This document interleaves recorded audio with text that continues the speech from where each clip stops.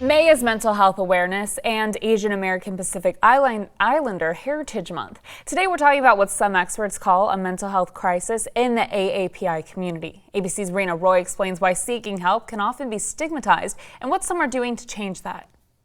Growing up in a South Asian home, Dr. Dimple Patel of Chicago says she never knew much about therapy or mental health. I didn't understand what depression looked like or what anxiety looked like because mental health was never really talked about. It's like, oh, you're fine. But she realized she was struggling after a car accident forced the then 21-year-old to take a step back from her college courses and stay home to recover. I didn't know that I was experiencing anxiety. I wasn't eating, I wasn't sleeping, my heart was constantly racing. So she secretly started seeing a therapist. I was so afraid of being judged, what other people are going to say. Speaking openly about mental health can often be considered taboo in the Asian American community. Stigma is definitely a really big issue. Some of that has to do with cultural values and privacy and mental illness bringing sort of shame to oneself and one's family. Another big contributor is the model minority stereotype.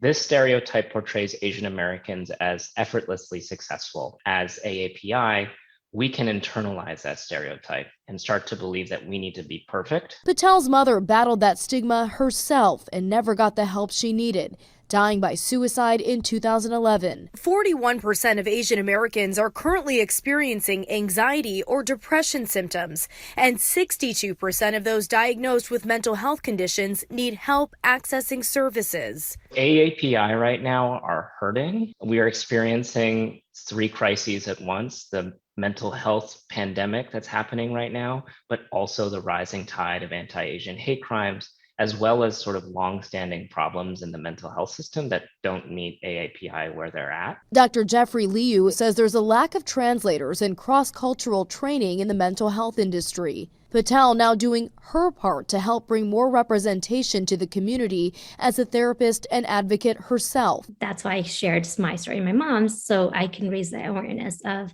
things like this do happen. And we need to talk about it, and it's okay to ask for help. Rena Roy, ABC News, New York.